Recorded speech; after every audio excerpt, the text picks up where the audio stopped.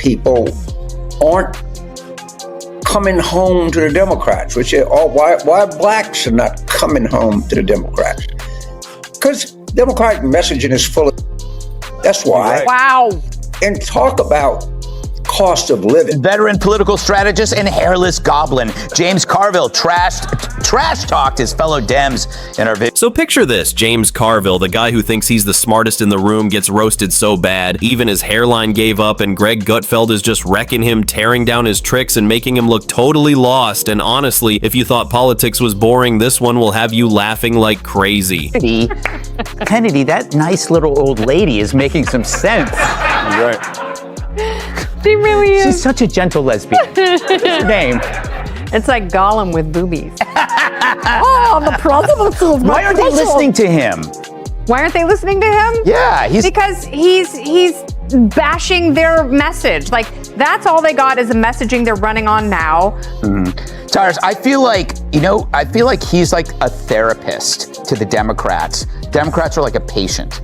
And he's just tired of their constant whining without actually doing the work that a therapist would tell you to do. All right, so before we start, hit that subscribe button because it helps more than you can imagine. Anyway, James Carville, the guy who thinks shouting makes him sound smart, just ran into someone who's not playing nice. Greg Gutfeld is out here tearing apart every so-called genius move Carville ever tried, and the whole thing is a beautiful mess. You just can't stop watching. Not up to embracing Pumpkinhead just yet.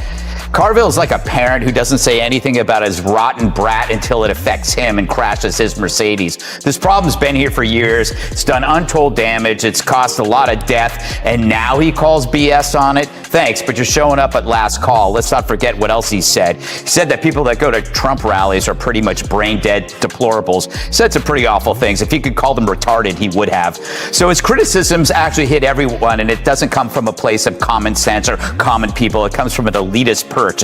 He's not a man of the people. He's a man protecting the system that paid him well. On the whole, he would prefer to jail a Trump supporter who stole a podium. James Carville loves shouting like he's the boss at every dinner table, but Greg Gutfeld tears him down slow and smooth, every line hitting sharp and clean, and Carville's there sweating and talking like he's in some Disney cartoon trying to sound smart. Theory is that Carville's right because, who's more likely, to get hit by lightning? Somebody who's sitting in their couch at home or somebody who goes out at night for a run. Anybody who actually takes action puts themselves at risk. And this is an administration that's always in action, always in play, a lot like you on the weekends. Hard to see insight into, what Carville says. I don't know how he became the wise man of politics. Nostradamus. It's loud, it's wild, it's kind of tiring, and Greg Gutfeld just can't help pointing out that being noisy doesn't mean being smart. It's like watching someone splash around in a pool and pretend it's art. Once he calls it out, you can't unsee it, and he's not just mocking the noise, he's exposing the whole act. Carville's latest cope, a tired Nazi trope. James Carville popped his little bald head out from dirt again to compare people who do business with the Trump administration to Nazi collaborators during World War II. Roll it, Nora. How disgraced must these companies that are sucking up to him, that are giving him tens of millions of dollars for access? Carville looks like someone liberated him from a glass tank at Petco. Glad he's taking a break from hunting down Sigourney Weaver. So Greg Gutfeld goes after all the drama, the wild hand moves that look like science experiments gone wrong, and the endless metaphors Carville keeps tossing like he's at some all-you-can-eat buffet till no one remembers what he was even saying. And Gutfeld just enjoys it like a detective solving a funny mystery, breaking it all down and showing that Carville's big reveals are really just tiny fireworks that never go off, no matter how hard he tries to make them sparkle. These people should be placed in pajamas, have their heads shaved, and march down Pennsylvania Avenue and spit on. I'm not saying that these people should be placed in pajamas and have their heads shaved, march down Pennsylvania Avenue and spit on. I'm not saying that. But I'm saying that did happen. And I'm saying that these people betrayed the French nation in the same way that I think that these law firms and these giant corporate conglomerates are betraying the United States.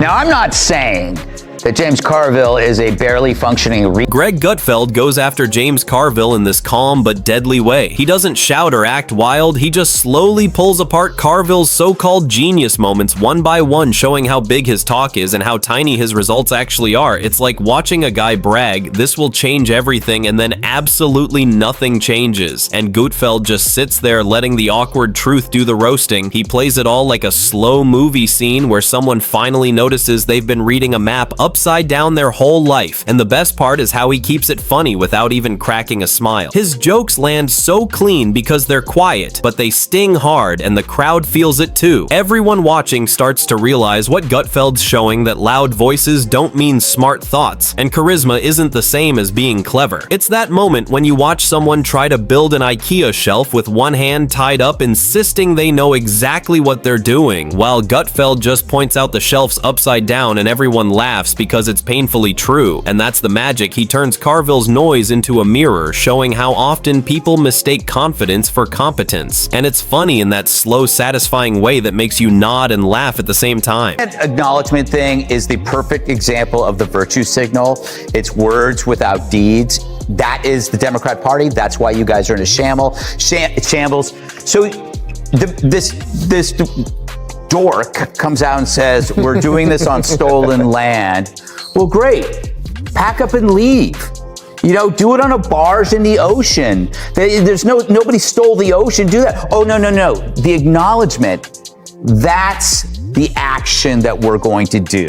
That's what we're going to do. It's the thought that counts. So here's where it gets even better, because Greg Gutfeld doesn't just roast James Carville, he flips the whole thing back on him in the most ironic way possible. Carville, who spent his whole life acting like the smart guy pulling everyone's strings, is now completely tangled in his own web, and Gutfeld doesn't even need to yell. He just calmly shows that the so-called puppet master is the one dancing to his own chaos. It's clever, it's sharp, and honestly so funny, because the more Carville tries to sound deep, the more obvious it gets that he's ignoring reality, and Gutfeld just sits there with perfect timing, letting the silence do the work like a magician, revealing every trick while the other guy keeps failing the same move over and over. And it's so satisfying to watch because you can almost see Gutfeld smirking like really again, while Carville's pacing and waving his hands like he's discovered fire, and the audience doesn't even need to be told when to laugh, they just know because it's too good. Every little movement becomes a joke, his wild hand gestures, his intense eyes, his dramatic voice all turned into targets for Gutfeld's quiet humor. And the best part is, you can totally picture it Carville looking like he's trying to herd invisible cats, while Gutfeld sits back labeling each one chaos, drama, ego, and you can't help but laugh because it's just pure comedy without even trying. The value in this world. I'm not saying that at all. I'm also not saying it's pointless to tar and feather him because he still sheds his skin twice a year. And I'm also not saying if James Carville choked to death on one of his morning feedings of live mice, he wouldn't be missed. Wow, it sure is fun to not say things. I'm going to start not saying things about James Carville more often. All right, Emily, I am going to give him I'm going to give the benefit of the doubt he was drunk, because that guy was a mess.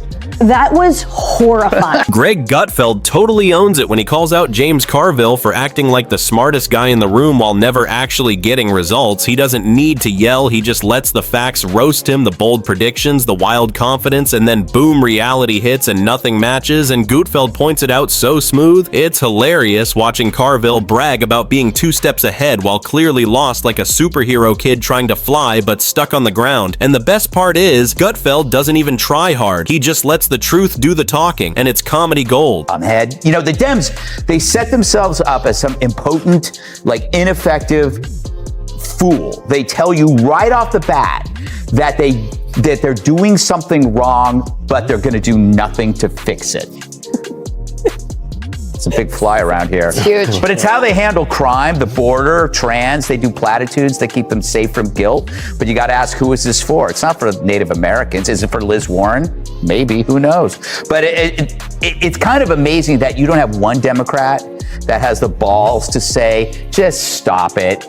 We've had enough of this. So James Carville, with all his wild hand moves, big talk, and dramatic metaphors, turns into pure comedy gold, and Greg Gutfeld knows exactly how to dig it out. He does it with that cool, clever style that makes the audience feel smart while watching the chaos unfold behind the curtain. And by the end, you see Carville in a whole new light, still loud and confident, but also so human. It's almost funny, you can't help but laugh and wonder if he even realizes it after getting roasted this clean. Like, does he keep defending himself or just laugh it off? Because Gutfeld's takedown isn't cruel, it's sharp, smooth, and hilarious, showing that wit beats loudness every single time. Isn't this what they laid out as the latest playbook from the DNC? It was to get out there and swear and cuss. And fight. we ever heard that make before? Fun, all this kind of thing. I mean, I think that's what we just saw from him. I don't know if that anger works. It hasn't in the past for Democrats. But remember James Carville in the New York Times just a couple weeks ago, maybe it was a month ago now. He was the one who penned the piece, "My Fix for the Confused and Leaderless Democrats." So a month later, they're still not listening.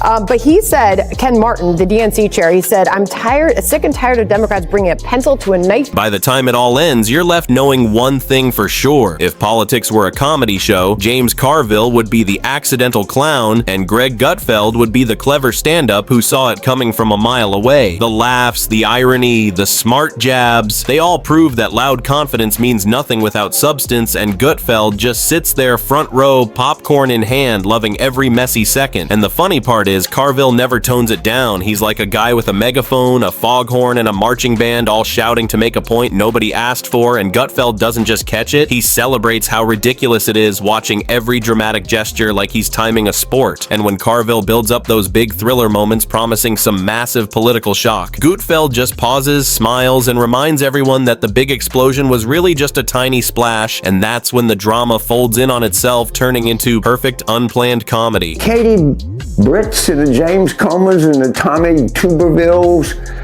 they're all been intellectual giants in this crazy cult we call the Republican Party.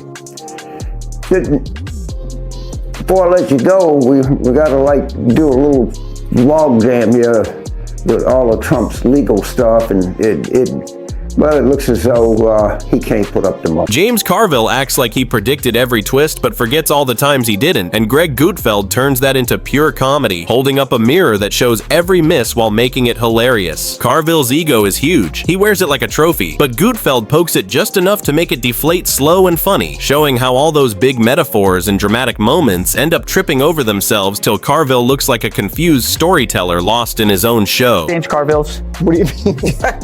What do you mean by I seem to remember there was this guy, James Carville, last week who said that Harris was going to just completely destroy Trump. I don't remember. I think that was a body double. I take him at his word. I mean, he did say that. He was adamant about it. I think I like the fact that AOC is being useful. And that's a change. She's not demeaning people that voted for Trump. I mean, but she's also being very cunning. The more James Carville talks, the funnier it gets, like a kid splashing in mud trying to sound wise, and Greg Gutfeld turns it all into comedy gold, showing how every loud move and overreaction becomes a quiet lesson in humility. By the end, Carville's not the clever strategist he thinks he is. He's proof that too much confidence and no self-awareness always end in laughter, and Gutfeld shows that real genius doesn't need to shout, it just wins quietly. So if you had fun watching this and want more truth bombs, drama, and laughs, make sure you hit that subscribe button and stay tuned right here on Jacob Reports, where we keep it real sharp and just a little bit wild every single time.